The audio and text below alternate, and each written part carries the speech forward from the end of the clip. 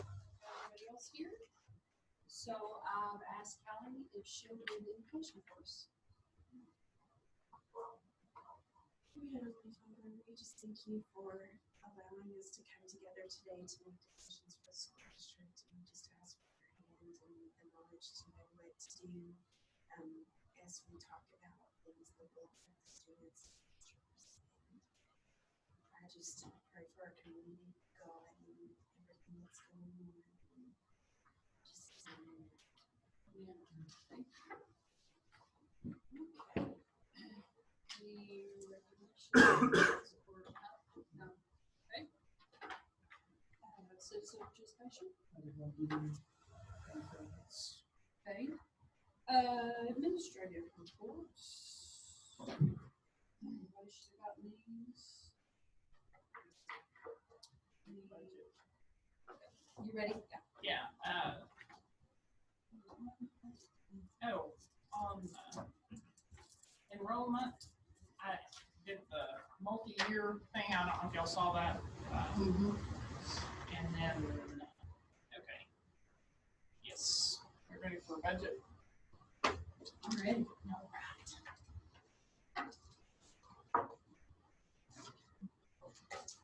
right. There's more. There's more.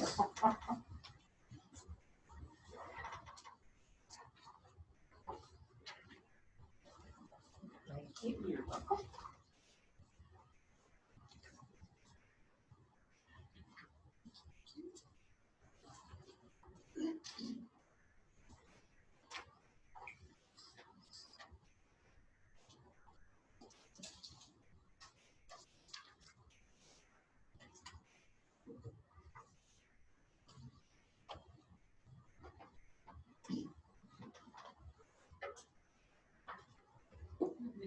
I can just come back there and if you don't want or I can stand back here and see. I can see at that distance. Okay.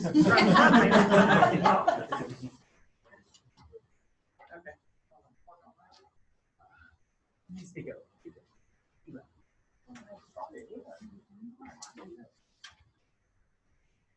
Okay, just a refresher.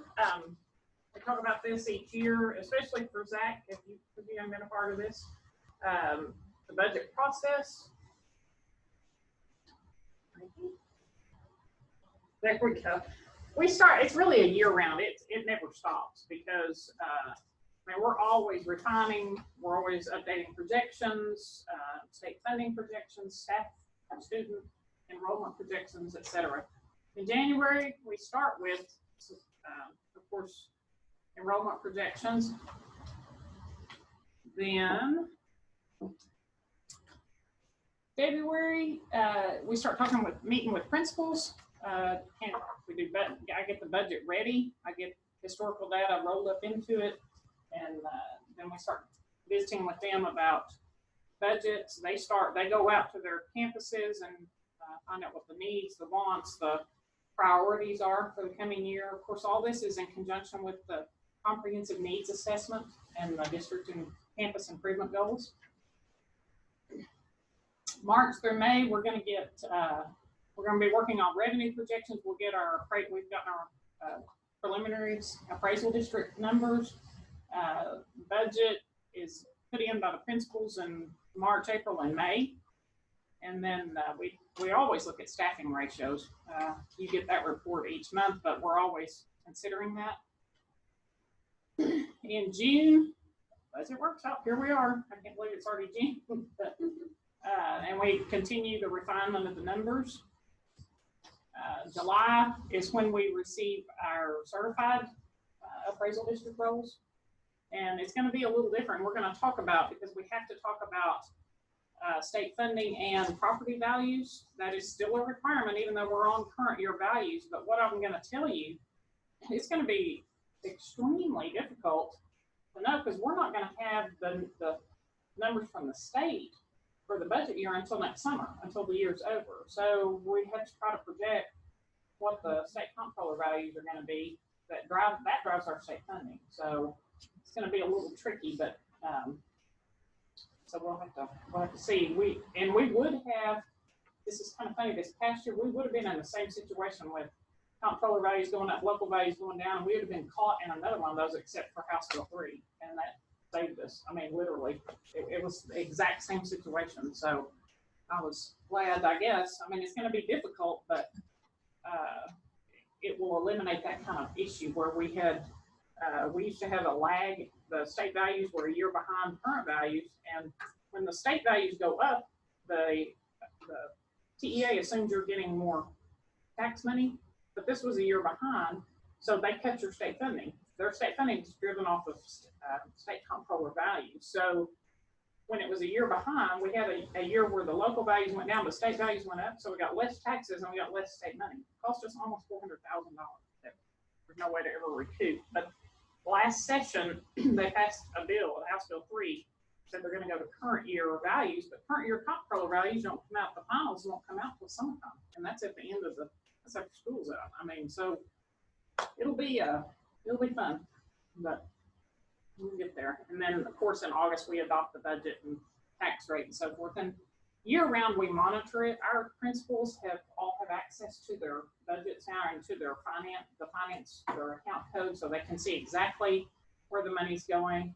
It has been I think, a wonderful thing. We have said they're not going to go over a line item. They have to, if they go over a line item, usually because you adopt it by fund and function. So it's fine as long as overall you don't go over a function. But Mr. Brewer said, let's help them learn their budgets. And so we do budget. They have to submit a budget amendment if they want to go over a line item. So they know what's in that budget and why. So I think it's been extremely valuable for the principals, and certainly has been for me. It's made my life a lot easier. So, but we report back to them, and they have access to it all the time now. So that has been really good. As I mentioned, the considerations are always your comprehensive needs assessments and your district and campus improvement plans. So let's talk a little bit about property wealth and student, just kind of a background, a big picture, financial picture for us. Stamford, out of over 1,000 districts, ranks 949th as far as property wealth per student, bottom 6% of all districts statewide. And that's why you're going to see in a minute when we talk about revenue sources, we're heavily dependent on state revenue. We get about $1 million in local tax revenue. That wouldn't fund us for a couple of months. So we are heavily dependent on state revenue. This is just statewide wealth per pupil is almost $540,000 per pupil, and Stamford is about $147,000. That's just the average. That's not even the high end. That's just average across all wealthy, medium, low districts. So you can see it's pretty drastically different for us. These are your state fund. I put state funding into this equation or into this graph because this will show you kind of what we're talking about with property value trends. And this is the state funding dollar amount. That's the first one. The second line is the state comptroller values over that time period. The next one is our local tax values that we collect taxes on. So, I mean, they trend together, but you see those two. You see where it happened again? We were fixing to get it again this year. Because right here, if you look at 2016, is where that happened last time, and we lost $390,000 as a result. And then the bottom line is our tax collections. So you can see the difference in what state funding generates versus our local taxes.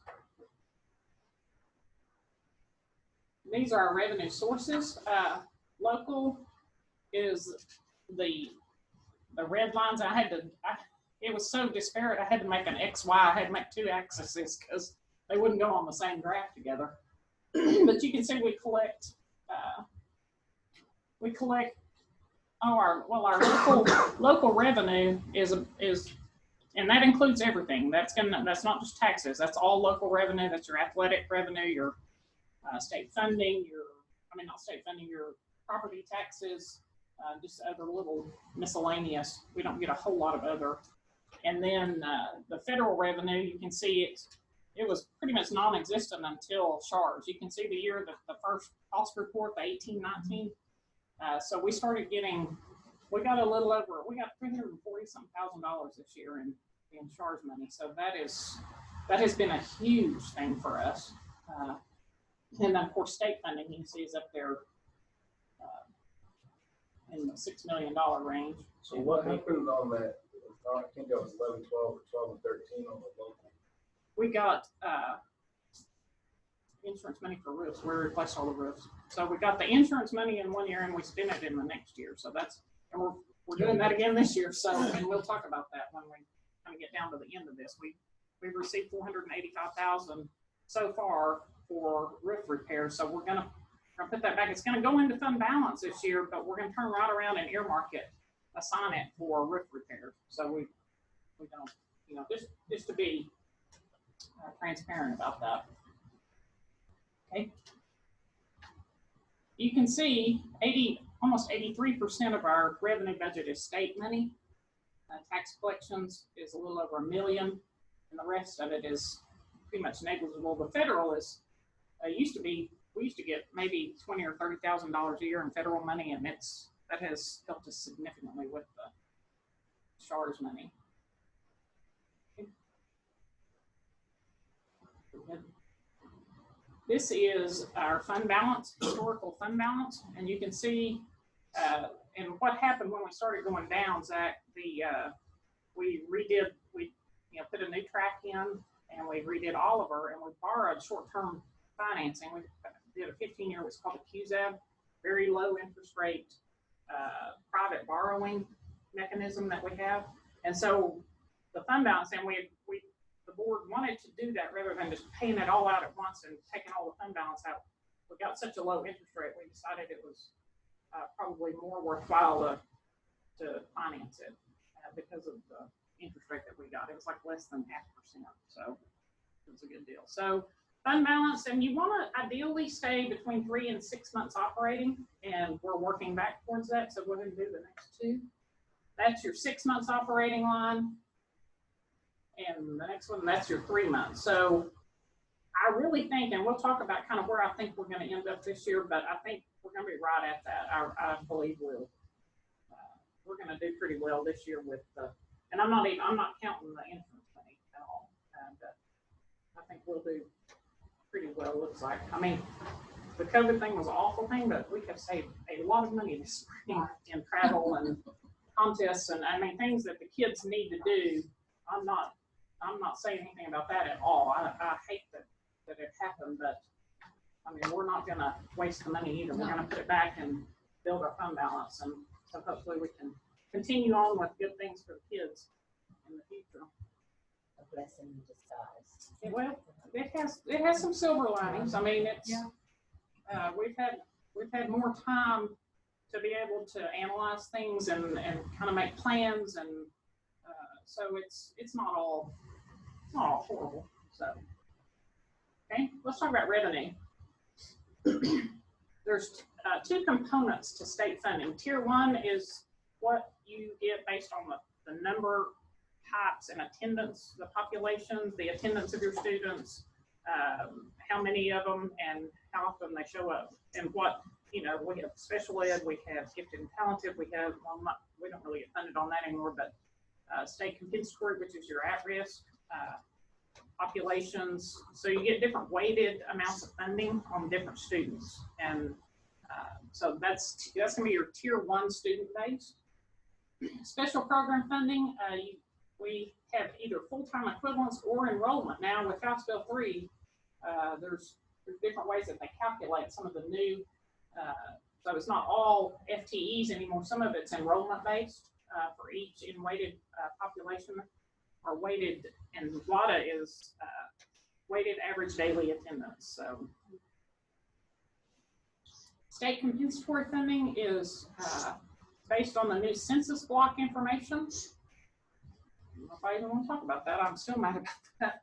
TEA, I mean, they put the parameters for what the census blocks were, and there are tiers 1 through 5, one being, you know, the wealthier parts of the state, so forth. And they had it. I mean, when I first ran it based on where they had the tiers, we were almost all in 4 and a little bit in 3, which yielded a good bit, you know, a good bit. I still didn't agree with that. I was like, there is no way that this town doesn't have census block 5. Because if you look at the parameters, there's no way that was true. So they went back and I guess they couldn't afford what they did. So they just, what did they say? They reevaluated it, something. And all of a sudden we have all block 2 and 3. Yeah, we lost a good bit of state comp. And there's no arguing it, there's no appealing it. It's already done. They're taking our fall numbers and that's set. I mean, I guess we were fortunate. I think Sweetwater lost about $700,000 as a result of it. So I was not happy about that. I'm generally not real happy about the things that they do to us. But, okay. Let's look at student trends. You have your refined ADA is just all your students and then the attendance factors into that. And then your weighted ADA also uses the weights for the special population. So you can see I mean, really the big picture here is look how steady we've been. It's kind of almost unheard of how constant we've been across the board. The people around us have lost a lot of kids. And I mean, we're kind of, I'm a little worried. In fact, I'm pretty worried about next year because we don't know how many of them are coming back. We don't know how they're going to count them if they want to be, you know, if it's blended learning, how are we going to count them? I mean, there's so many unknowns right now that. We have a large class that's coming through that, you know, you can think about it 3 years from now.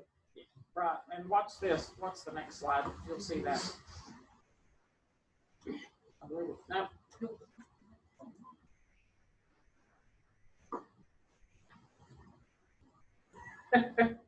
What happened to it?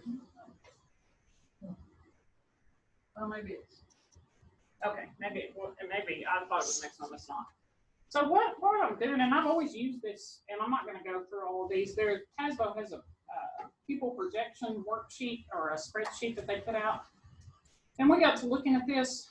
They're different. They take 3 different methods, statistical methods, to project your enrollment. They upload all of your past enrollment and your student trends, and then even like how many in different weighted populations. It's pretty sophisticated, and it's super easy. You just put your county district number in, and it's there. But I like to look at that, and then because none of these methods really describe us. I mean, like the first one, the ratio method, it's where students are pretty constant, and that probably is more us than others, but we're kind of a blend of a lot of these models. Go ahead. The trend method is just puts historical data to project future ADA. This is where like whole families are moving in and out quite a bit, and the types of weighted students pretty much flows with people with whole families moving in and out. And then the cohort would seem to be probably the most accurate, but right now it's really not. It's got some anomalies because of that big class, and it just takes survival rate the cohort is each grade level, and it takes survival percentages from one year to the next of that same group of students as they move through. So go ahead. What we ended up doing for next year, because it matched where we thought probably we were gonna, I mean, our best estimate, we took the average. So you can see the average would be around 590. Next year we're gonna end up at 592, 593 this year, depending on how TEA adjusts for those last 6 weeks. I've already, the numbers that I'm giving you, I've already applied the method that they said they're going to do, the calculation that they said they're going to do. We'll see.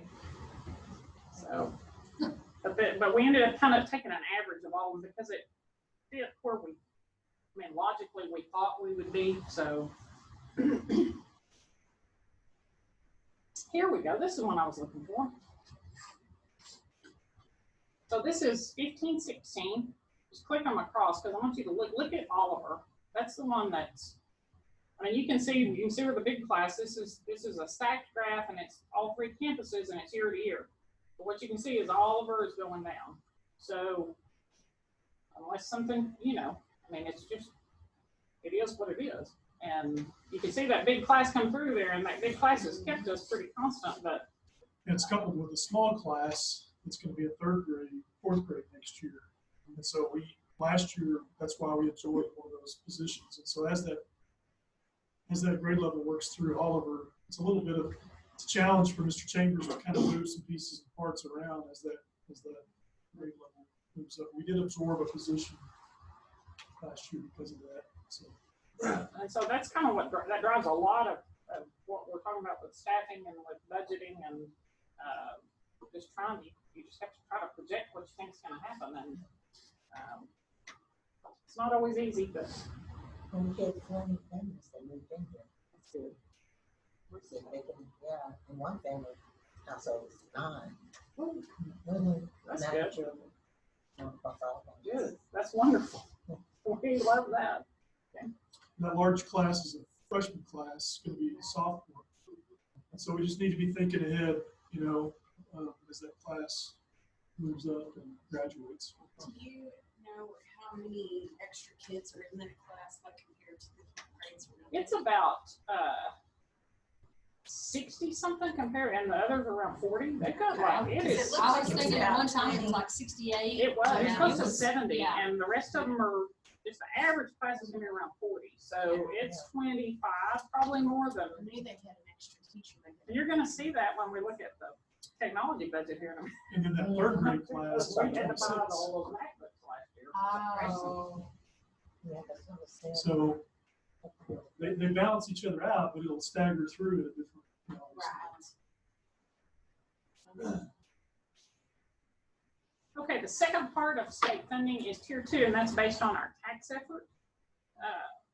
You get a guaranteed yield per weighted ADA for each penny of tax effort. So in 2007, we did the tax rate election, went to the maximum of $1.17, and the reason we did that was because we could see that the state was going to have to cut. I mean, they had a $10 billion, and y'all heard this presentation, $10 billion per biennium deficit just built into their money. So we're like, there's no way they can fund us. We're going to get cut. Passed the tax rate election, and it added about $400,000 a year in state money to the budget, and we just put it back. That's where you saw some of the building of the fund balance, because we're trying to get ready, and then sure enough, the next biennium they cut us. They just said, okay, whatever state funding is for your basic allotment, we're cutting it by 8% across the board. So level 1 are the first 8 pennies now. They're equalized at 98.56, down from 106. And then level 2 is 49.28 per WADA, and it's compressed this year to 5.84 pennies. So our tax rate's going to go down a little bit. And it's pretty much going to be set by TEA now. And the tax rate, the maximum tax rate that we can adopt is going to be pretty much set. So. And this is just historical tier 2 funding. You can kind of see the yields through the years and then the total amounts. So that's where a pretty good portion of funding, extra funding, comes from, is our additional tax effort over the minimum.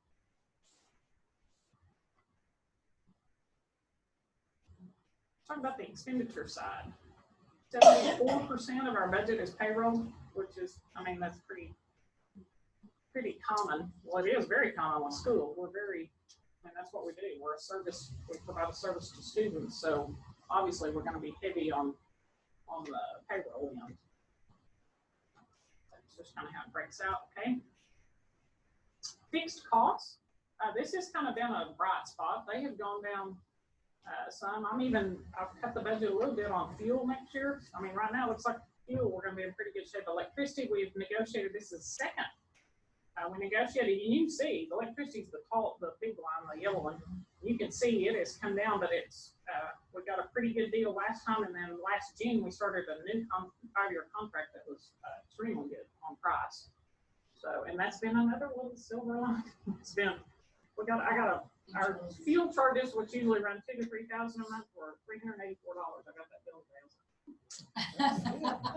I bet you happy. And electricity is down $3,000 or $4,000 a month right now since we were closed. So all that money we're trying to save, put back, and because I really think, guys, I think it's coming in. There's no way they're gonna be able to. They can't afford House Bill 3 now with what's going on, and so we are planning for them to cut us. So.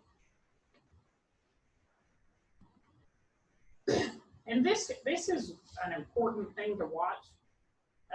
This is your student-teacher ratios, and then click the next one, and that's your enrollment. You want to make sure they're moving in the same direction. And you can't always do that in the same year, because we've had times, you'll remember the year, I think it was 2014, when we went from November to December and lost 10% of our students. We really don't know why, but so you can't just readjust all your staff in the middle of the year, but I feel like we do a pretty good job of it. So go to the next slide. If you compare, well, these are our salary costs. You can see, obviously, they've jumped up tremendously. House Bill 3 raised the state minimum salary schedule, which you remember we paid that plus, so it raised our salary schedule tremendously, and our costs went up tremendously. Okay. But if you look at the average right now, these are all the districts in Region 14. Go ahead. And we're the one in blue. The average is 11.09. We're at 11.14. So we're among districts in our region. We look pretty good. And go ahead to the next slide. And these are what I consider kind of our peers, our close peers in size and types of school district. I don't know what's going on with Hamlin, but we're doing very well in that category as well. Does that include Tri-County? It does not include. No. No, I factor Tri-County out when I do that. And this is, okay. And these are in your handouts. If you'll look at and we're not going to go through those necessarily, but if you will look at the blue. And what this, you'll find this on the last page of the blue handout. Just to kind of recap, if at your leisure, you can go through and look at all that. I've tried to put notes in. If something goes either up or down more than a certain percentage, I put a note in there as to why, and it'll be highlighted in either blue or red if it's over or under. So payroll, obviously, about $200,000 just in increases in steps, just people moving up the salary schedule. Contracted services. Mike did was it 3 or 5 year last time? 5 years. He did a Meraki, that's our access point. Our network, our whole network. Okay, so he did a contract for that last year, so we had more in the budget last year. Obviously, we won't have to renew that for 5 years. So that was down. He had intercom budgeted last year and supplies that we didn't have this year, and then Avid, we're changing to some other things. So some of the costs associated with Avid, the district director was a contracted service, and that was $16,000 that was out right there. And then the licenses or memberships for Avid were fairly expensive, and those have been moved to other places, but also we're not budgeting as much for that. So other operating is up, and we have no idea what property insurance is going to look like. We're going to have to renew it. So, what we've done is just, and there's a lot more in there in other operating besides property insurance, but we just added $150,000 to property insurance just as a placeholder. Put it all in function 51, which you'll see a note about that. It looks like fleet insurance went down, but it didn't. I stuck it all in 51 for right now until we get a renewal and see what happens. And then capital outlay, we went down. What we have in there this year is a little bit more in repairs on the track. All of our light retrofit is ongoing. We finished the high school out. Joe takes it in 3 or 4 year stages, and he goes through and few retrofits on the lights with the new, more energy efficient lighting. And then, the flooring or the Oliver Portable building, we've got a little bit in there to redo the flooring there. It was trying to move up. That's why we're doing so many projects right now. It's just to kind of save a little bit on capital outlay. Because we think it's about to get a lot tighter. So we're trying to balance that out. So if you look at it, you've got $8,366,595 in projected revenue, $8,037,969 in expenditures, operating transfers, and that's two things. And one of them I hope we don't need, but about 103 of that is 103,350 is the QZAB payment for we're still making a payment on the track and Oliver Elementary. That's our payment, so that has to come out. We transfer from general operating over to the debt service fund, and then so we're ending up this year with, and the other 10,000 I have in case we need to supplement the cafeteria. Used to, we supplemented at $50,000 to $70,000 a year. We went with Airmark, and last year we actually had a little bit of a surplus. They were looking okay for this year. I mean, the numbers were not sure exactly. Yeah, it'll depend on summer feeding, but we've got 10,000 right now in there to supplement the cafeteria if that doesn't pan out this year. So we're looking at 215,000 hopefully, and budgeted more in revenue than expenditures. So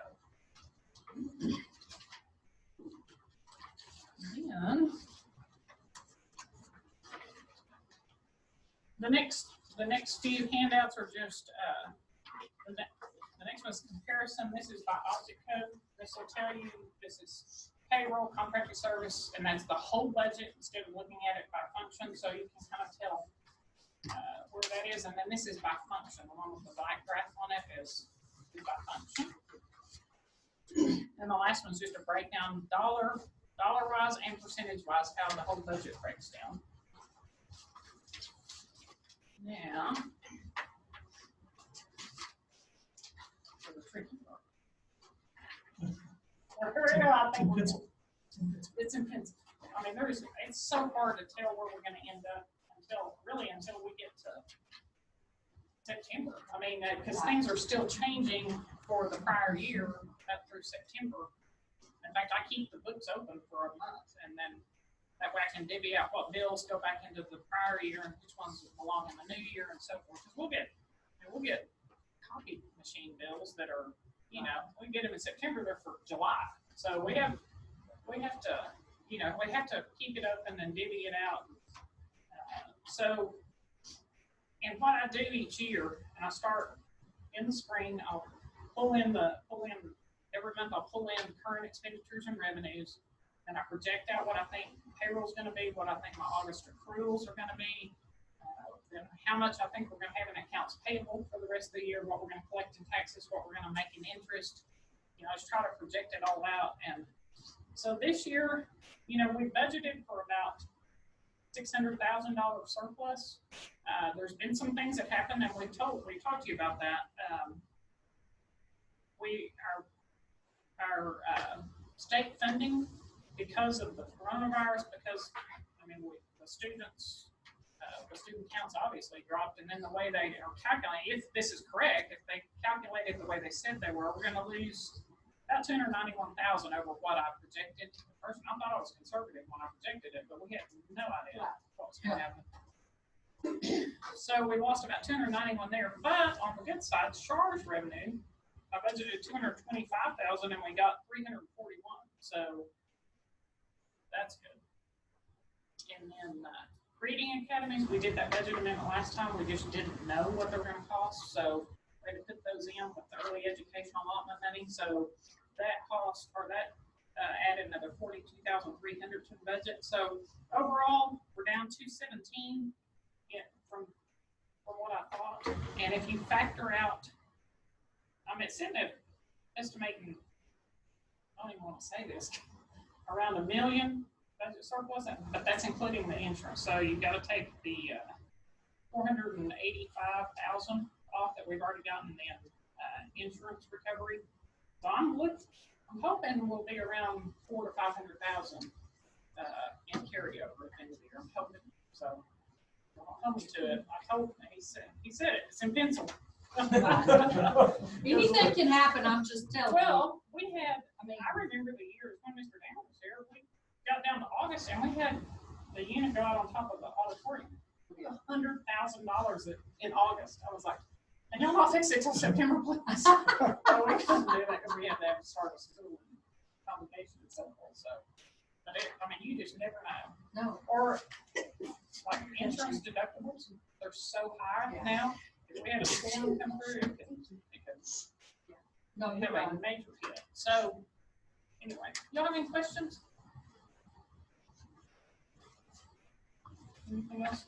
No, number one, thank you, Stacy, for all that. That's a lot of work, and she does an outstanding job at that. Looking back on budget for next year for 2021, again, that's with us cutting about 5% out of supply budgets. But step increases and raises and all those kind of things, again, are about $200,000. So those are not quite a lot. But we tried to make an impact on that by cutting treatment value supply budgets by 5%. You may think, well, we're putting back $400,000 to $500,000 this year, $200,000 next year, but we've been down this road before, and I was at Ballinger when all this happened the first time in 2011, and I feel it coming, and so does Stacy, and I just want to make sure that we protect what we do and protect our people, and we have to have fund balance to do that. And so I really feel like now is the time. We feel like now is the time to do that to protect our district. And I just don't know how it's sustainable, to be real honest with you. And so I think we need to be conservative on our spending. And so, we were very, very, Stacy mentioned a couple of times, some things that have happened that we've been very blessed about. Number one was House Bill 3. The funding that we received extra from House Bill 3, if we would not receive that, it would be really, really tough this year. So we're very fortunate about that. I think people are spending wisely around our district. I think they're good stewards of things, and I appreciate that.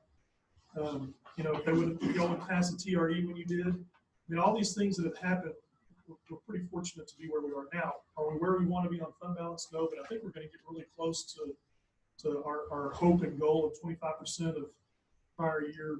I think we'll get there. I think we're going to get really close to that. So I think we're going to actually, even though that's what happens in budgeting, is you don't always quite meet your goal, but I think we're going to meet our goal on that, even though we may be a little bit shorter on what we thought we would put back. But anyways, it takes Stacy does a great job with it. I appreciate all of her hard work. So questions, concerns about any of that? Teachers got a pay raise under House Bill 3, right? Yes, sir. And that is state funded, correct? Yes. Is it guaranteed to continue? That's the problem, Zach. It cost us $550,000 last year for the House Bill 3 raises. But if they cut us, and they have to. There's no way they can pay for this going forward. But they're not going to reduce the salaries. We're still going to be responsible for those salaries. So that's why we're starting now rather than waiting to see if they cut us to try to put some back, and then that way it gives us a little breathing room to, But no, I absolutely would be shocked if they don't cut us, to tell you the truth. By that full amount? Well, yeah, they certainly could. Possibly. Oh yeah, 500,000. That'd be that would not shock me at all. Not at all. Because they cut 8% last time. You take 8% of 6 million, and that was that period of time. They weren't in near as bad a shape as they are now with the economic shutdown and the oil and gas bottoming out. That's where the rainy day fund money comes from the oil and gas. The tax off of that goes into the rainy day fund, and they're using the rainy day fund right now to pay for some things. Because so this is really familiar with what happened in 2008 and 2011. They're taking the federal money and they're backfilling the budget right now. The CARES Act money, they're taking that money right and they're backfilling the state budget. Back in 2008, they took our money backfilled the budget. So that the question then becomes, what happens when the CARES Act money, the federal funds runs out? Well, I can tell you in 2011, that's what happened, is that they just cut state funding. And so I think we just need to be prepared for the same thing as much as possible.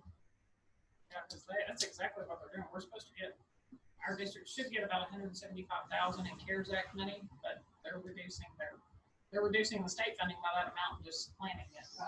I mean, we'll get the same amount of money, but we're not going to get any more. So.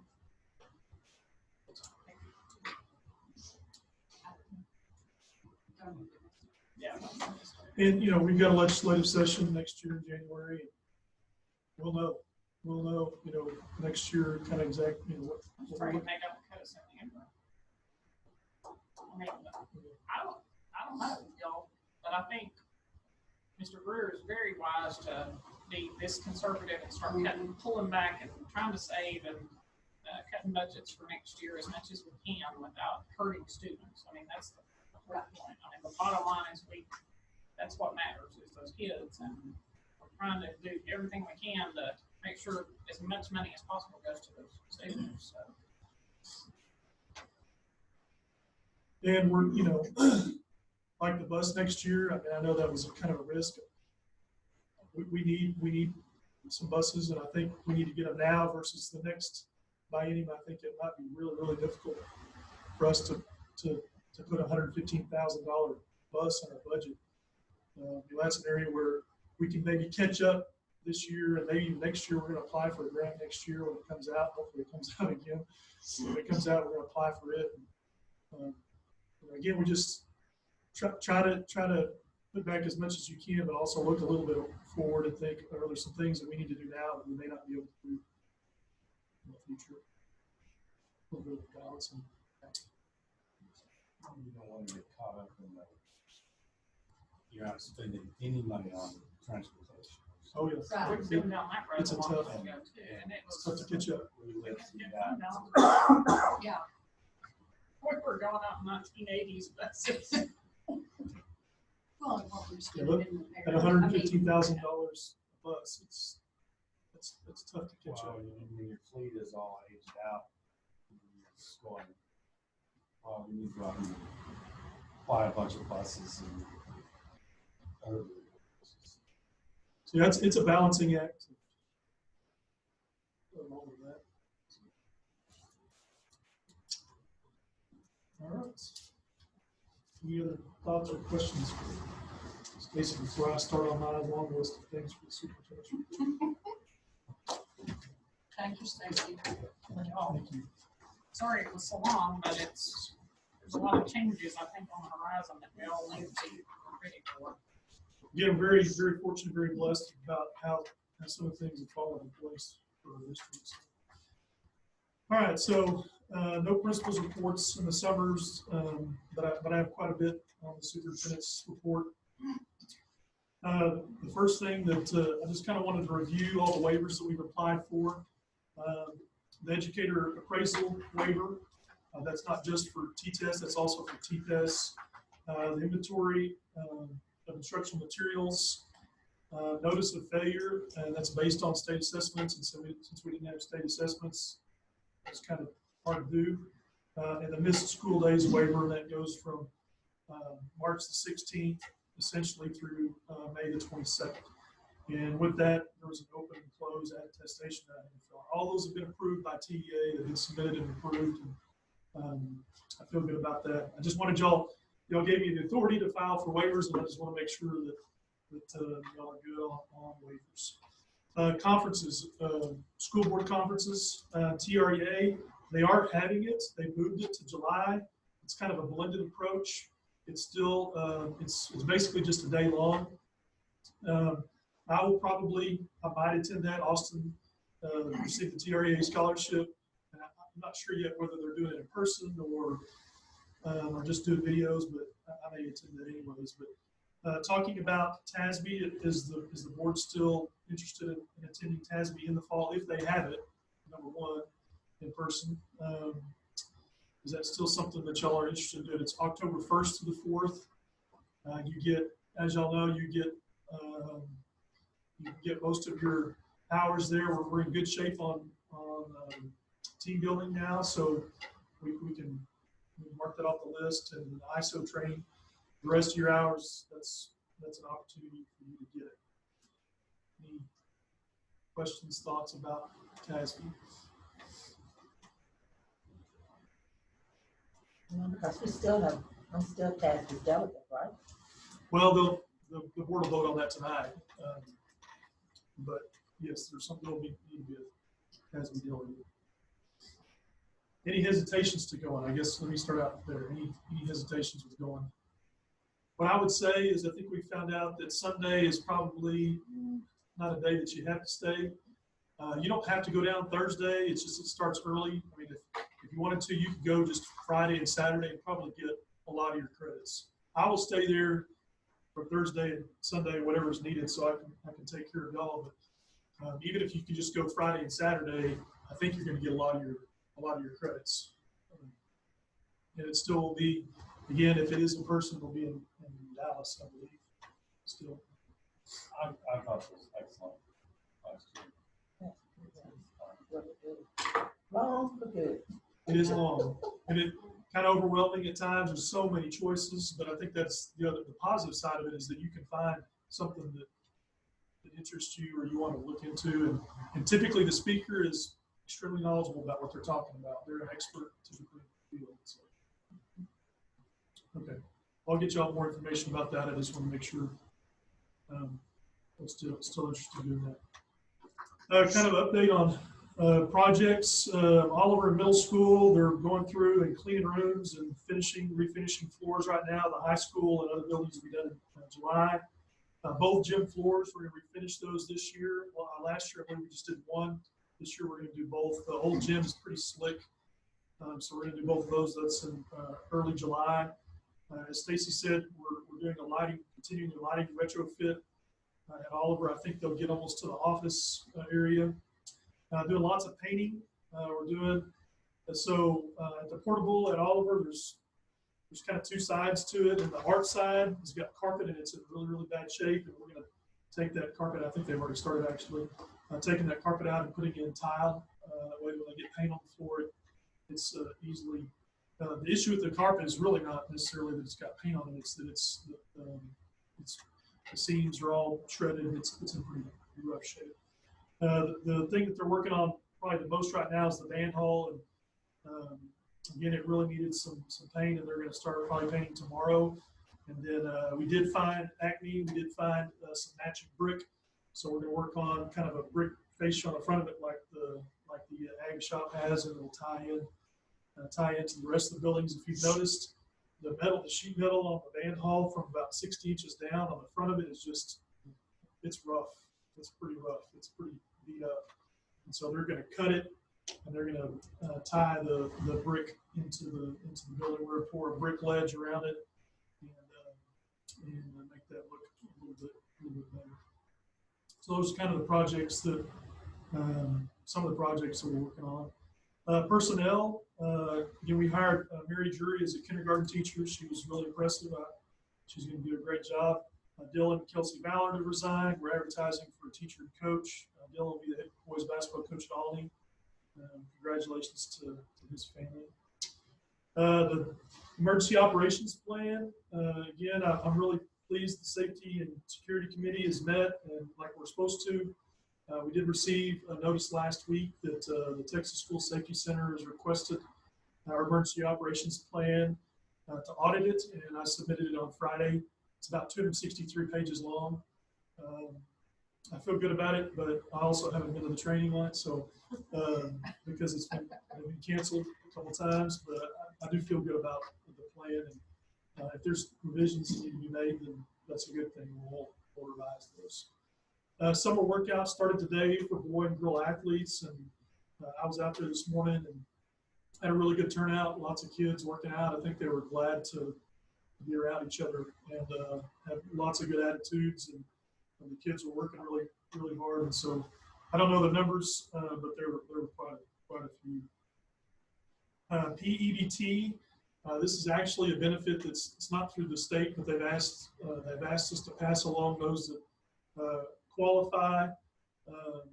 through free and reduced lunches is kind of the way it's qualified. We have the addresses for that, so we'll be sending out letters that they qualify through the state for some additional help, some additional aid. I think there's been some confusion in some communities that money comes from the school. It actually doesn't come from the school, it comes from the state, but they don't have the addresses, so they've given the letters to us to address them, to send them out, just to let people know that they qualify from some extra funds. Graduation, I thought went well. I hated to delay it a little bit, but we had some lightning in the area, and I was pretty nervous about that. And, so I'd like to say some thank yous. Thank you to Mr. Selke, Ms. Mueller, Ms. Cantu, Ms. Denson, Ms. Birdsong, Ms. Lefevre, Coach Casey, Coach Edwards, the maintenance staff. They worked really hard. It was really a team effort. Mr. Burfeen, the man behind the camera, did a great job, and it really took a team effort to pull that off. And I'm really thankful for that team that did that. Intercom system. That's one of the projects that I did mention that Mr. Burfeen's working on. A new intercom system for the high school, and we're still working on that a little bit. Food service, summer feeding. Emailed them today, and we're averaging about 150 to 200 meals each serving day. So what that means is that's 2 days, 2 meals. So really what that is, it's about 50 kids that they're serving each day. So quite a bit down from, I think we hit a high at one point during the spring of like 233 kids. So down quite a bit, 50 kids per day. I think we'll be in the red a little bit, but kind of knew that was a possibility going into it. But this is one of those things that it's about kids and about feeding those 50 kids and that need it, and if more need it. But that's kind of where we are on that. And so they're serving 3 days a week, but it's for 7 meals. You probably received an email from Joan about Board Book Premier, and I've kind of looked at it a little bit, but Board Book will change. I don't know if it's already changed for them or not. I don't know if it's already still the same. So it will change for you, Board Book, a little bit. We'll send out the information. We were trying to get past this board meeting on the old system. I've got you all set up with logins, and I think once we get into it, I'm going to load it on my end. It's so much easier to do that. I hope that you all do too. I think you will. So recommendation sheets will probably be different from what I understand. Again, I haven't watched the training online like Stacy and Joan have. Been as good as they have. But, He's had so much free time. So I think the recommendation sheets are actually embedded in the workbook now, and so there won't be separate attachments. I don't guess they'll just kind of be embedded inside of it. That's correct. So It looks really nice. So final thing,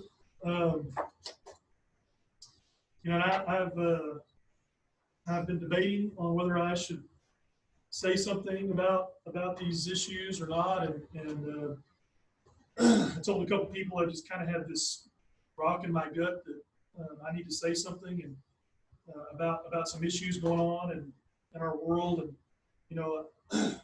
I'm not a big social media guy. Mr. Burfeen actually asked he would help me on the school Facebook page, and so I do think I need to say something about Black Lives Matter and systemic racism. And I was listening to Andy Stanley. I don't know if y'all know who Andy Stanley is, but his dad is Charles Stanley. He's a pretty well-known pastor. And Andy Stanley is also a pastor, but really what he mostly does is on leadership. And he said something last week that kind of stuck with me. And he said, during times of adversity, people need to hear your voice and not just your words.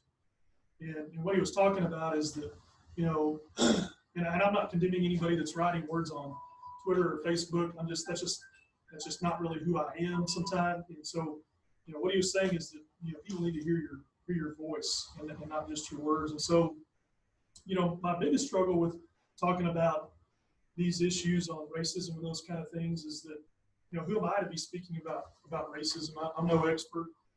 That's certainly not something that I'm an expert about, and that's really my struggle is that, who am I to be speaking about this subject? And I don't think I'm an expert.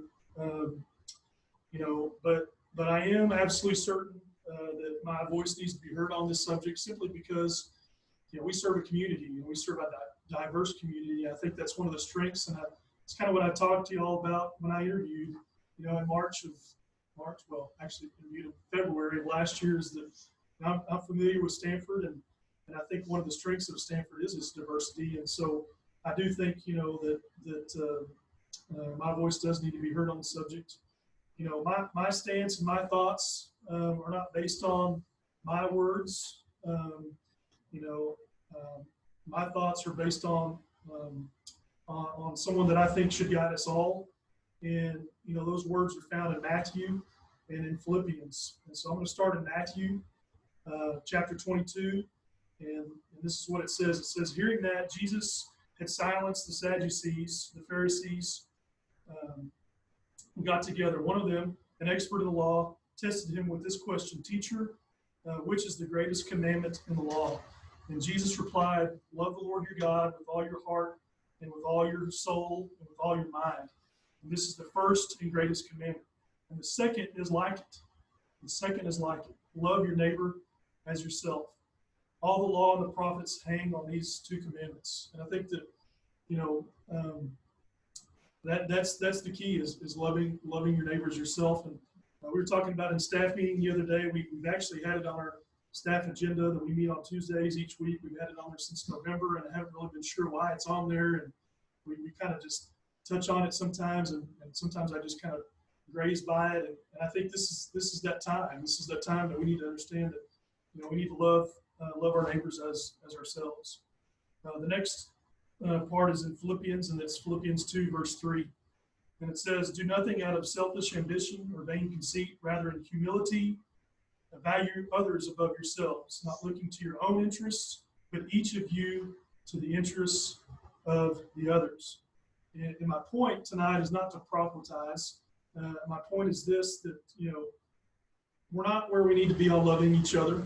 I don't think anybody would debate that.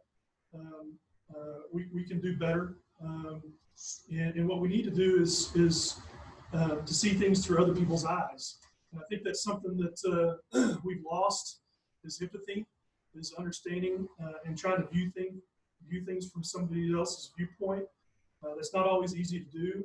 And I think in our world, Michelle Borba's got a book called Unselfie, and it talks about how in our world today that we're all about selfies, we're all about our little world, and I think that in our society we've kind of withdrawn, and it's difficult for us to see things through other people's eyes. And I think we've got to get back to that.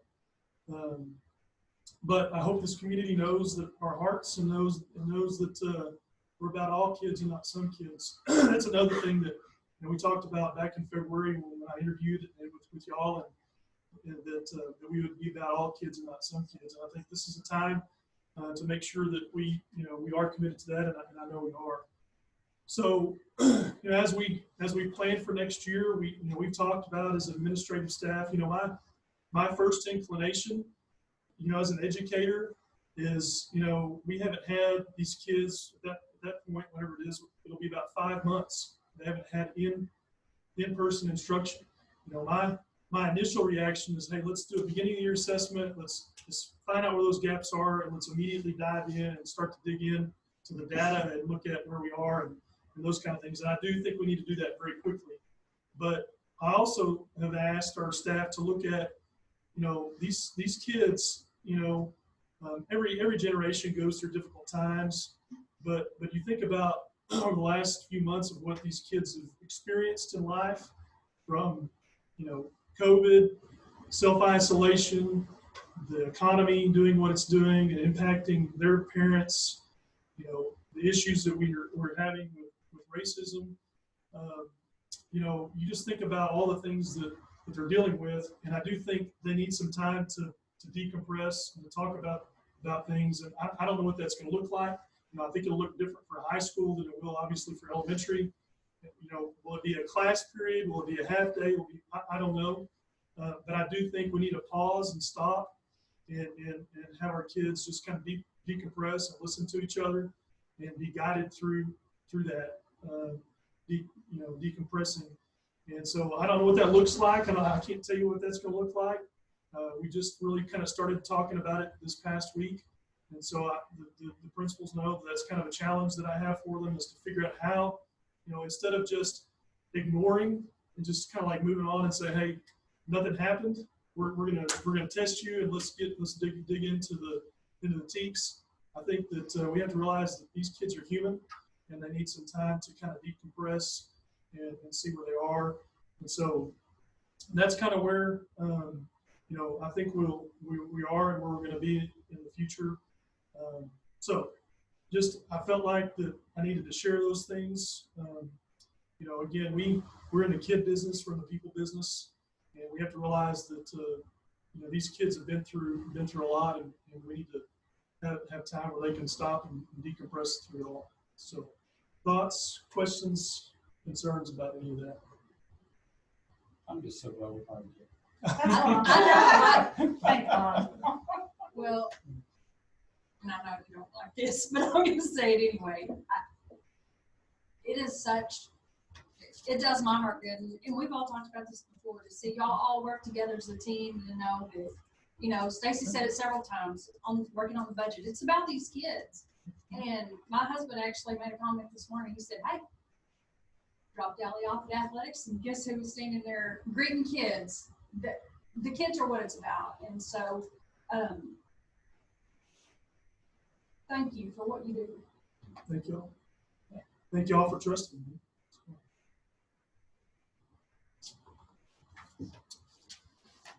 All right, that's all I have in the superintendent's report.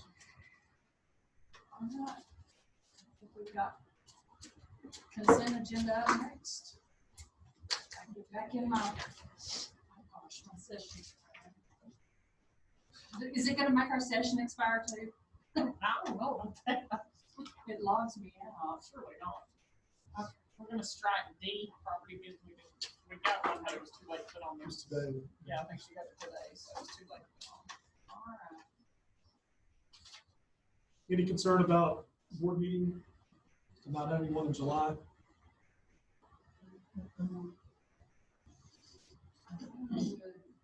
Entertain a motion to accept the consent agenda. I make a motion that we accept the agenda as presented. Second. Got a motion by Glenn and a second by Callie. Any further discussion? Call for a vote. Jennifer Goodell, Yes. Callie Miller, Yes. Curtis Birdsong, Yes. Ben Baker, Yes. Eric Strand is absent, Zach Logan, Yes. Justin Corzine. Yes.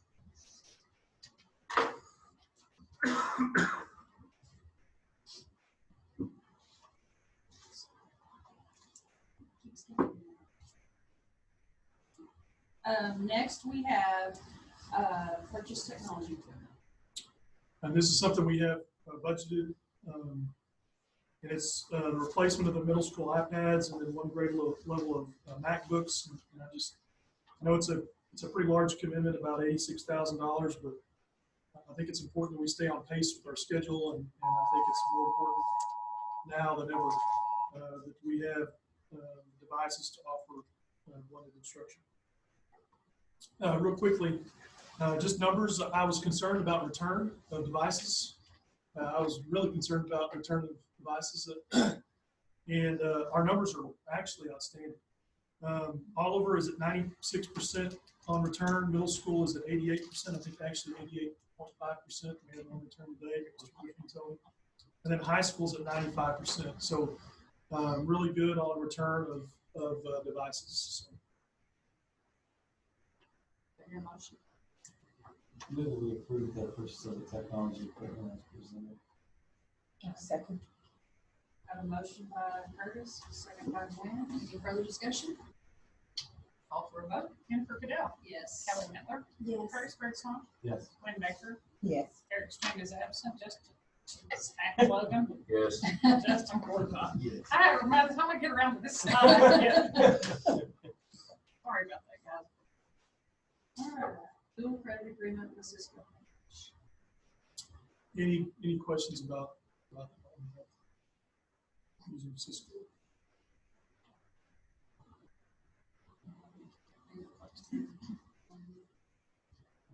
I move we accept the dual credit agreement with Cisco Junior College. Second the motion.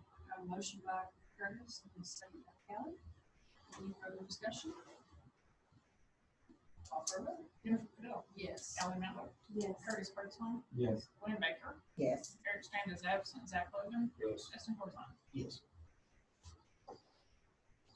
And now to the calendar. All right. Let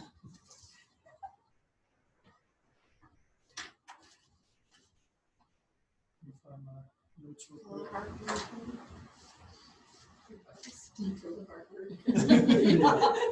I feel it. Roll dice or something. Yeah. Exactly. That is exactly what you're doing. All right, so, again, the biggest issue that I think is important with the calendar is communication. And I have no idea what next year's gonna look like, and that's the issue, is that I think that somehow, some way, we need to work in flexibility into our calendar. And it's like I've said, I said it at the district site-based Zoom, I'm good with any of the options. So first of all, I want y'all to understand that, is that I'm good with any of the options. I just think that, when the future is, we never know the future, but certainly it's even a more question next year as far as things. And I'll go over some of that even more here in a minute. But, I just think when you don't know, you need to work in some flexibility. And then if you don't work in flexibility, I think what that forces you to do is at some point you're going to have to make some decisions, and then it will be really uncomfortable for people because they already have some plans definitely made and in stone. And so, again, kind of reviewing, I'd rather have this discussion now. You can't bank minutes once you pass those days.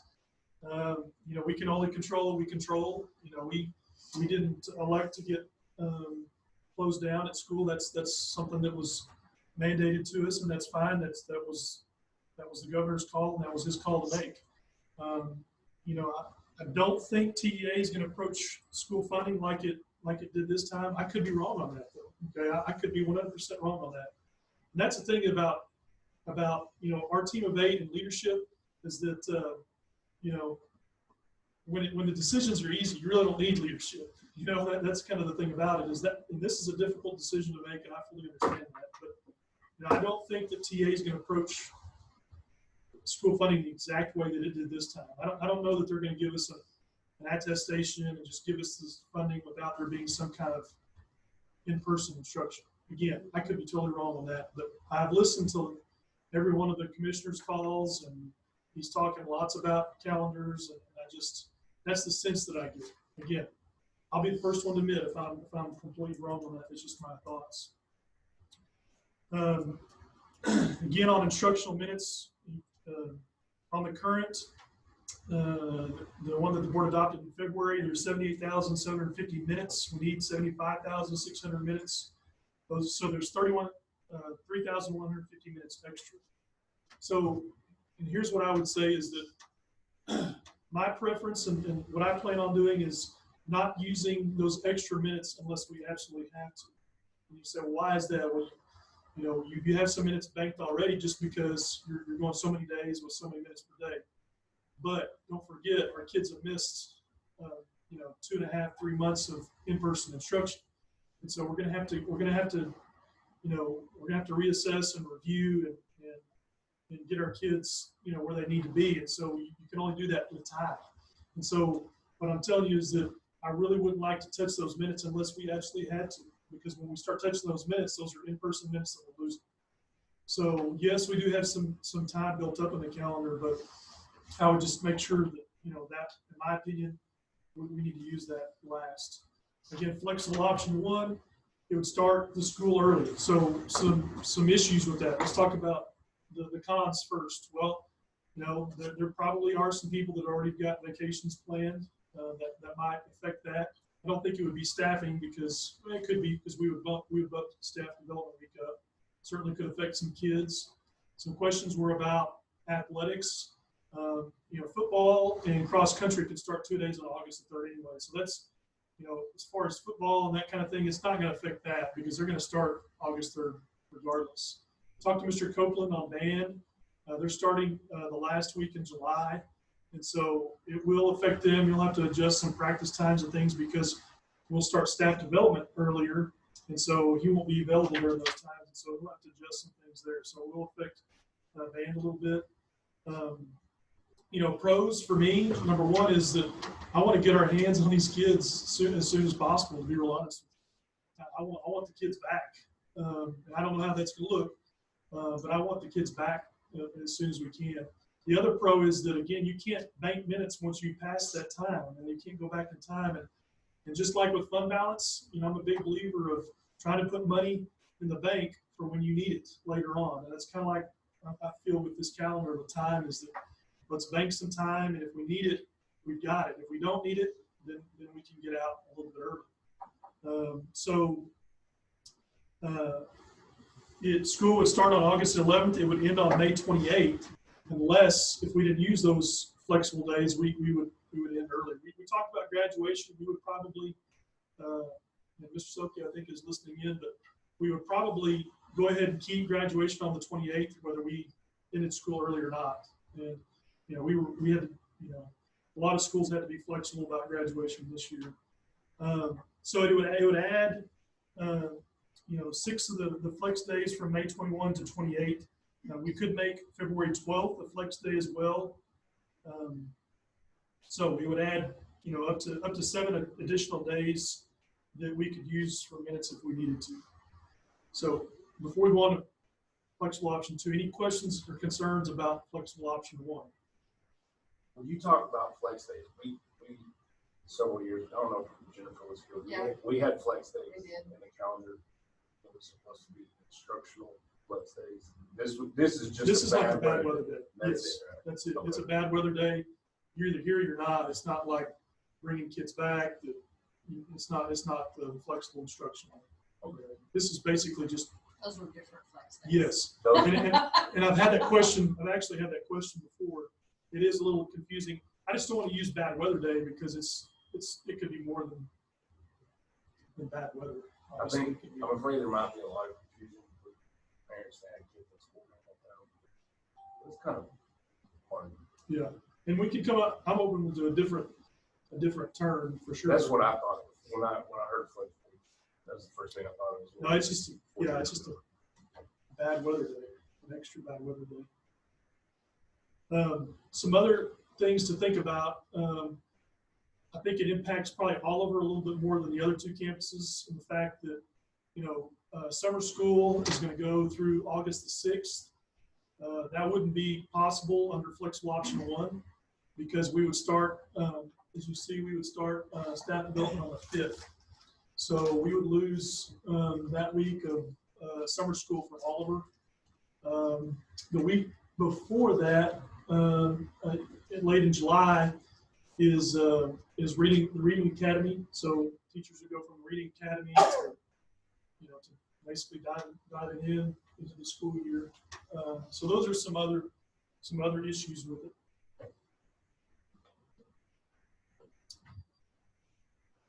So I'll start talking about flexible option 2. It would start like it is now on August the 19th, but we would communicate to the staff and the students that they would need to count on going through June 4th, unless we didn't need to use those days.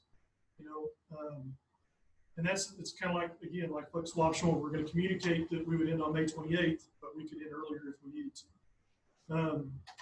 It's the same amount of minutes plus some extra days at the end. It's less days than option 1 because you have the Memorial Day holiday in there. So it is a less amount of flexible day. I didn't feel like Memorial Day needs to be a flex day. And it's going into June. So I'll start with cons on this one. There's something about going to school in June. It's something just, I'm telling you, when kids have to go to school or staff has to work into June, it just feels like, it's kind of like, I told somebody the other day, it's kind of like, you're off for a day, but you have like an appointment at 1:30, It's like all day long, you think about that appointment at 1:30. It's like we have June off, but we really don't. We have 1 week in there. And so you kind of feel like you get a little bit less of a summer, what you do. The other issue with it is currently STAR testing would be those 2 weeks in gray. They have talked about making those dates flexible, but they have not confirmed that. And so my concern is that the instructional days after STAR testing, I don't know that you are as quality instructional minutes as before STAR testing. And so I think you really actually kind of lose a little bit there, in my opinion. But again, they may allow some flexibility on STAR testing. But again, just not, I don't know that for sure. And something else to really consider, really, if we're going to stay with our current calendar, really what we're choosing is flexible option 2. Mr. Selke, he pointed that out. Really, if we stay with our current calendar and we need more days than what's built in there, really flexible option 2 in our current calendar is the same thing. We're just not maybe communicating to our staff and students that they need to plan through June the 4th. Again, I don't have a crystal ball, and I can be wrong about all this. And we may have a year where we don't need one bad weather day or flexible day.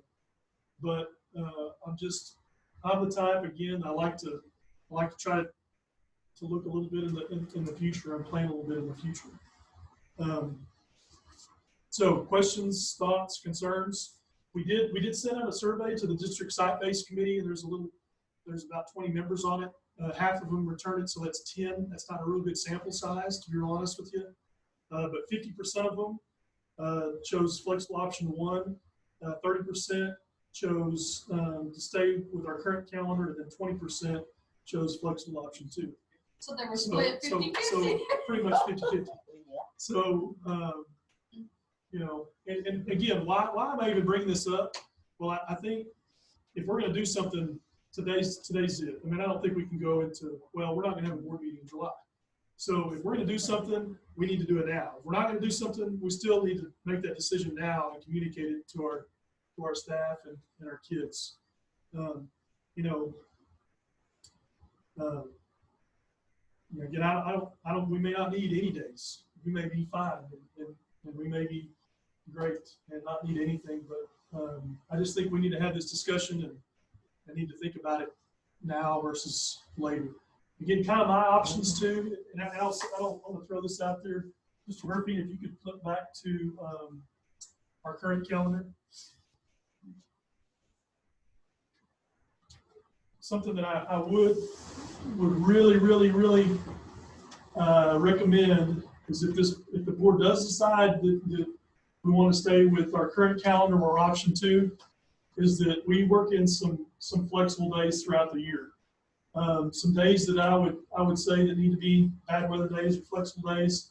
The first one would be February the 12th. When we developed the calendar, we just kind of placed that, if you remember. We just kind of placed that to give us a 4-day weekend. We had another day that we needed to place, and that's why we placed it there. That one I would think would need to be a flexible day. March 22nd is in anticipation of us hosting the district UIL high school meet. I don't know that we're going to do that.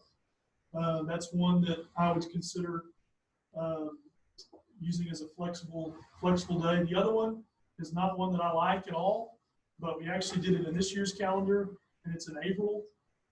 If you go over in April, is the 2nd, that's Good Friday. Not a favorite, don't like that, but it is an option to add to it. So at that point, we would have 4 bad weather or flexible days, counting the one at that. So, my thought and my recommendation, no matter what I recommend, is probably not going to be popular. But again, my leniency, my tendency, not leniency, my tendency is to bank minutes. And that is it. I'd rather bank minutes and kids get out early than going to June. But Thoughts, questions, concerns? Before March, I would have told you this is a ridiculous thing that you may consider, and I'm just telling you, Well, I mean, I know. it's kind of crazy we're even talking about this, but I just, you know, if we get to March and something happens, I mean, we're gonna have to go. I mean, if you know, we don't have any banked minutes and days, so. And I feel like I can say this because I've been an elementary teacher and I'm still friends with a lot of those folks, and they can hate me if they want to, but I know that elementary teachers feel the pressure of gotta get ready, gotta get our room, you know, but honestly, from August 1st on, they're up there anyway. I mean, let's be honest. Yeah.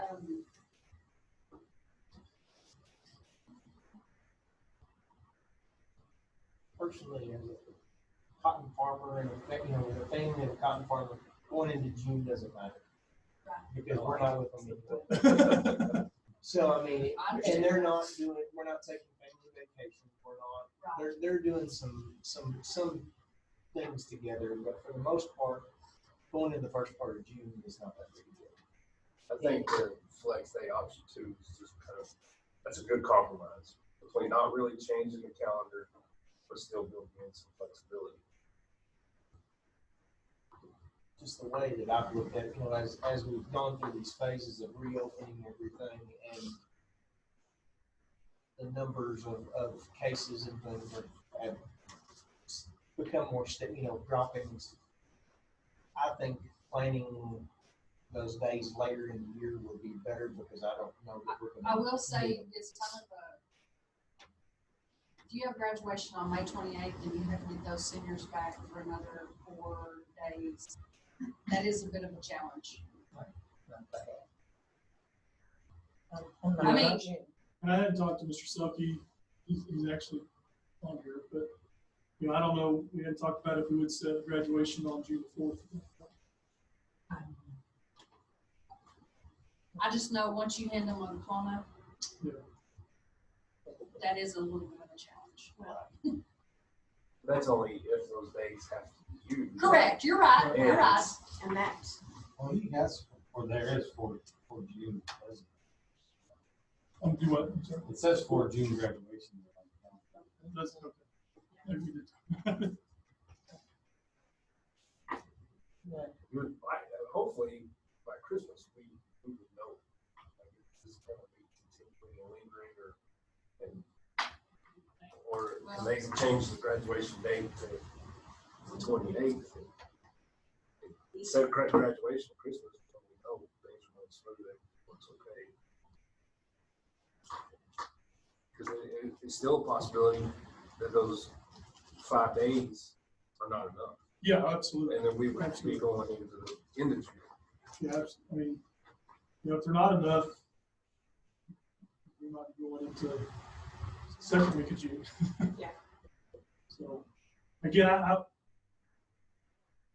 if we're going to go with flexible option 2, or I mean, well, it is the current calendar. I really think those days that we just talked about, we need to change those to flexible days, and use those probably. What I would say is we would use the flexible days on February, March, April, and May before we use the ones in June, and then we would use the ones in June, and then I would probably start cutting into instructional time. Would be the order of how we would use them, and it would probably be February 1 would probably be the first. I'd probably leave Good Friday as the last of those 4 days to use. It's about a day. So you want us to pick and vote on the day? Well, yeah, I think we need to. And again, my recommendation's option 1, but this is not something that I'm so convinced and convicted about that I feel like, hey, I need you to choose option 1. I don't have any idea. I just think this discussion right here needs to happen, and we need to communicate that to our students and staff so that they can make plans. okay, I'm gonna play devil's advocate because I totally understand what y'all are saying also, but I know, like, from the standpoint of like being at home educating my children, I would rather them go back to school earlier so that they would have the bankable hours and then would be home for a less, I mean, we don't know if that's even a case or if they'll just extend school year, but I know like by mid-May, my kids were done. Like they were completely done. It was So on there. I would rather have them go back to school early and be engaged for a longer period. Like, I feel like you might have a better engagement period because I think that mid-May you're going to lose the instruction quality, like you said, after the start. What does the instruction quality after the start look like versus the first week in August? I would think that the instructional quality would be better the first week in August. And I feel like they've already been kind of on vacation since May anyway. So like, I don't think like in my bubble, I don't think that the pushback would, if we're going to do this, I think now would be the time to do this because they've already been off for a while. Now next year, that may be something to consider. Well, they've been at school for an extended period of time and we got back, but I think that it's felt like since March, since these kids have been in school. So I think they're ready to go back. I mean, I'm just playing devil's advocate, like kind of presenting the other side to this because I totally see what y'all are saying about like, well, we're a cotton farming community, so you're not going to have kids probably going on vacation the first week in June. But we're also probably not going to have kids that are going on vacation the first or second week in August either, really. We're not doing it. Our vacation plan was to go on that first weekend of August, which if we adopted flex option 1 would cancel that. Whereas if you were planning a vacation for June of 21, got a little bit more time. I think a lot of people do try to have their last. Right, yeah. Well, yeah, and then I say that we went to make it on vacation in August of last year too, but this year we're going in July. Some of those elementary schools. Yeah, but a lot of parents are not gonna worry about going if they have to plan and get everything together for kids to start school because they can't afford it. Again, wish there was a little magic crystal ball out I there. know. I mean, really. Yeah, it's all, hey, and maybe we don't even have to make up the minutes. That's it. I don't know. We didn't have to make them up this year, but I get the sense that's not going to be the case. Well, I'm for calendar 1.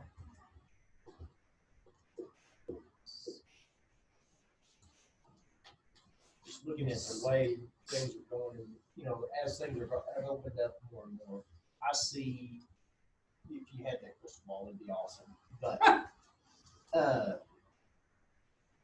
the world is getting back to a little bit more of a normal. That if you start in August, I think we've narrowed that window of that time that people could go out and do the things that they've been waiting to try to go do. And your kid, I agree we need to plan ahead and then try to plan in these minutes and these days, but we don't know what August is going to look like. I think, for my personal opinion, I think you're better to have those days at the end, hoping that and praying that the world is normal when school starts. But you have a plan at the beginning to get those minutes back or have those minutes if you need them. And see, as an educator, those days at the end are, to me, in June, are a waste. Yeah. Because your prime teaching time. Right. They're going to be done once those 2 grade weeks are gone. Right. It's going to be done anyway. Agreed. Yeah. So you're prolonging it It's another not crash. If you have That's crazy. Right. If you have to have them, you're prolonging it another year. Well, and from what I'm understanding from what Philip is saying that they're hearing at the hospital and stuff, is that they're expecting another big wave October, November. So I don't have a crystal ball. That may not happen, but I know that the government is preparing for that. That's what they're thinking. We never had a way. Right. Yeah. And that's true too. I'm still going for draft number 1. I'm Because the kids, go with- the kids just shut down. When you get into May, they start shutting down and trying to carry them over into June, you forget it. They're so dumb. You can forget it. So I have a motion from Curtis for draft number 1. Do I hear a second? A second. Second by Gwen. Any other discussion? You want us unanimous on this vote? And one split vote in a little over a year is not bad. So y'all vote your conscience. Hey, Yeah. hey, this is a tough call again. You know, I just feel like, and I'm not trying to pass the buck to y'all. I think y'all know that. And I give you my recommendation. And again, I'm fine with y'all voting your conscience, but I'm going with what the superintendent's recommending and what 50% of our That's draft 4. our site-based community said they thought was. I do have concerns that it's gonna affect vacation plans. Like you said, that flex schedule 2 is our originally scheduled calendar, original planned calendar, just to make sure. You're basically saying, you know what, if things go bad, you're gonna come to school for another week. That's the only difference. And that's the reason I think that too. Or flex day 2. Any further discussion? I mean, Oh, I think it's all great discussion. I Yeah, I think it's it all is really too. good points. I mean, I think it's all valid. I don't think we want this right or wrong. Just with my conscience. Call for a vote. Goodell. Yes. Kelly Miller. Yes. Curtis Person. Yes. Wayne Baker. Yes. Eric Strand is absent. Zach Logan. no. And Justin Corzine. No.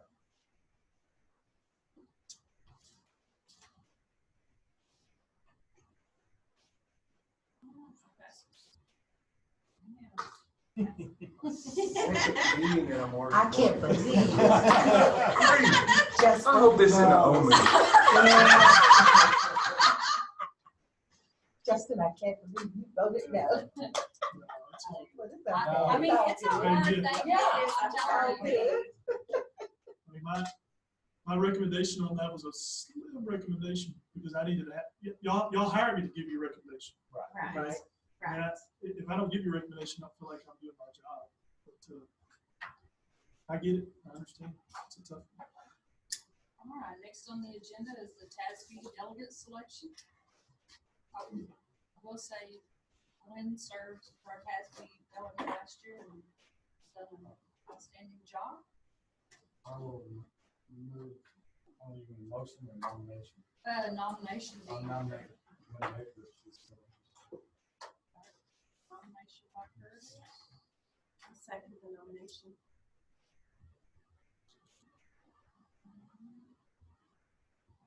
Any nominations? Hey.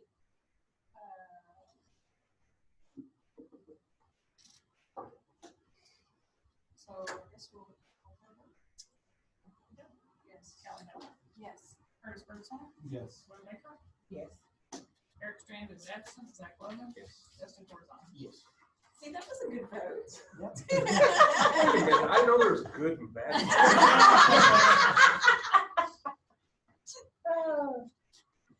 All right. Cafeteria meal prices. So after Jennifer Hines worked through the numbers, we're actually going to stay at $2.15. I actually got the budget worksheet for you.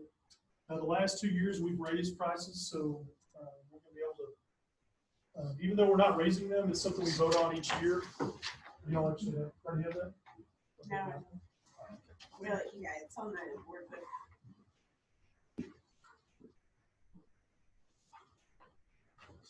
So we're recommending that meal prices stay at, for lunch prices stay at $2.15.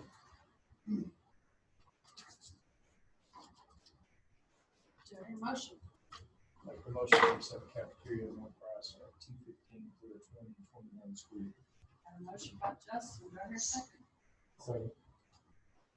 Is that you first? Yes. Sorry. I know it sounds a lot like Callie. No, but I was like, where did that come from? yes. Any further discussion?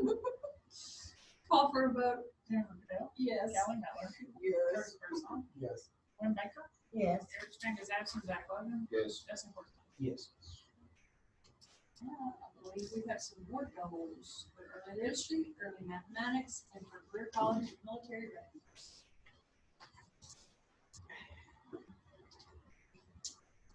All right, so we've been through ISO training, so we have a good idea of what this is about.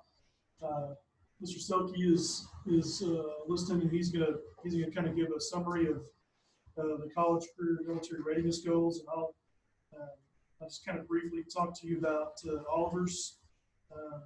Oliver Elementary has historically accomplished at or above the state averages in third grade math and reading. The trend has been upward or steadily in all junior levels for math. Reading has had some fluctuation, but the latest trends are upward. And so they use those trends, looking back, and they've set these goals, and they're looking at the future goals. They want them to stay achievable but realistic, and also push their students to the levels they know they can achieve. So those are the Oliver goals, and we went to a workshop and worked through these together, and I feel good about them. Any questions about Oliver's goals for reading and math?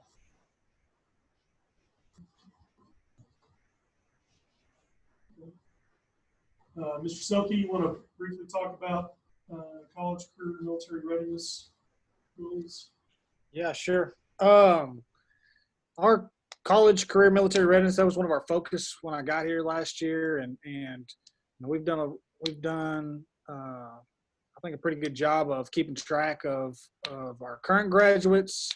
You know, it's kind of it's a lot like what Stacy was talking about with the budget. You know, that when the accountability comes out, it's back off previous data. So this graduating class now will not be the ones that'll be held accountable in August. It'll be last year's graduating class.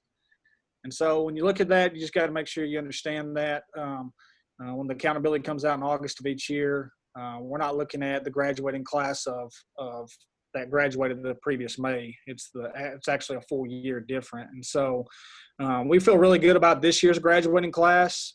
We had 41 out of 44 students that met college, career, military readiness, which if you're looking at those numbers, you're thinking that's really good compared to where the baseline was, and then even where our target is all the way in 2024. We're about 90% for our graduating class this year. They told us to set very conservative numbers, and that's what we did. You know, we're aiming to get to 85, 90% each year college, career, military readiness. I think the more we get into this new accountability system, the more we understand it, the more ways that we've been able to put in place for them to get that check mark of college, career, military readiness. We started offering the SAT this year, which was big for us because they don't take a composite score. A lot of our kids were taking just the ACT, which allowed them to, you know, meet it, but they had to meet it in the reading and the math, and then also have a composite score, which the SAT does not require. And so that's a big thing. TSI testing, we're now giving TSI testing here locally. We're paying for it. And so our kids are taking it multiple opportunities, or at least they would have had not the spring, all the COVID stuff happened. We actually brought kids up just last week and tested some of our seniors that graduated, and then also our incoming senior class for that. We're steadily working on industry-based certifications and programs of studies to make sure that they're, if they're not college ready, they're at least industry ready. So those are some things that we're doing. There's a lot of things that we've put into place to make sure that they can get those things. What I want you to know about the goal sheet is that those are very conservative numbers, and even if we're just looking at last year's graduating class, the graduating class of 2019, they're going to be ahead of that baseline, and then of course this year's graduating class of 2020, you know, they're going to be above 90% when you see that data come out in August of 2021. So we're going to be well ahead of our projections, and that's a good thing. I think we'll stay there until they change the accountability system and we have to learn a whole new one. Any questions? No. No, All right. Good job, Mr. Silky. Entertain a motion. Move to approve the board goals as presented. Got a motion by Zach, and a second by Justin. Any further discussion? Call for a vote. Jennifer Dow, Yes. Callie Network, Yes. Curtis Birdsong, Yes. Brent Baker, yes. Eric Strand is absent, Zach Logan, Yes. Justin Corzine. Yes. Employee handbook. Not really, it's just legal Yeah. changes. That was another silver lining. I got the employee handbook. That's one of my most hated things this year. Awful. And it's already done. It's done and over. I'd entertain a motion to approve the handbook, employee handbook. I make a motion that we accept and approve the employee handbook that is submitted. Motion by Gwen, do I hear a second? I second. Second by Callie. Any further discussion? Does the school calendar need to change in there now? Yeah, I was gonna say that because, yeah. Yes, I've already thought of that. Other than, yes, with that one change. Good note there, Zach. Just want to know pay attention. Call for a vote. Jennifer Goodell, Yes. Callie Network, Yes. Curtis Birdsong, Yes. Wayne Baker, Yes. Eric Strand is absent, Zach Logan, Yes. Justin Corzine. Yes. Motion passes. All right, on to physical examination requirements for UIL participation. So the UIL council voted to change their policy and only require physical examinations for those who are entering into competition and those who answer yes on questions 1 through 6 on the history form. But that is also in our local district policy. So in order to allow that, we would need to suspend that policy for the upcoming year. We talked about this. We want to make sure that we weren't going to cause an issue with flooding our local doctors with physicals as they're trying to catch up on appointments and that kind of thing. And so this allows us to do that. We'll also send out there's a waiver that basically, tells the students and their athletes, students and their parents that if they get an injury that, they need to make sure that they provide written notice to the coaches so that we can take a look at that. Did we reach out to them? We did, and they said it would be better if they didn't get flooded with. And we're still gonna have to have kids that need physicals as long as they. And I think they would do whatever we asked. I mean, or whatever we needed for them to do. That was made clear that they would do whatever we needed, but it would be better if we did. And I thought it was a safety issue for who was concerned as a school district to make sure that they got their physical. Right, and if they, and they have to have one if they're entering into athletics, and if they answered yes on any kind of medical question 1 through 6, then they have to have it. And then again, there'll be a release for the school that students will have to sign. We temporarily suspend the student medical clearance requirements and board policy FFA local as recommended by superintendent. I got a motion by Curtis, do I hear a second? Second. Justin, Yes, ma'am. any further discussion? Call for a vote. Jennifer Goodell, Yes. Callie Network, Yes. Curtis Birdsong, Yes. Wayne Baker, Yes. Eric Strand is absent, Zach Logan, Justin Corzine. Yes. Next item on the motion passes. Next item on the agenda is to authorize superintendent to solicit proposals for roof repairs. So again, this is not to accept the bids, this is just to go out for the bids, just for us to get some capacity. Make a motion to give the superintendent the ability to go out for bids. Motion by Gwen, second by Zach. Any further discussion? Call for a vote. Anything- Oh, sorry. How do you think so far? Have you heard anything else on insurance? No, they did send us an agreement, to pay out the TRA portions. Our attorneys are reviewing. They sent an agreement and then they sent a revised agreement and our attorneys are reviewing. No, I jumped the gun. Call for a vote. Jennifer Goodell. Yes. Kelly Butler. Yes. Curtis Birdsong. Yes. Gwen Baker. Yes. Eric Strand is absent. Zach Logan. Yes. Justin Vermont. Yes. I believe now we will continue into executive session.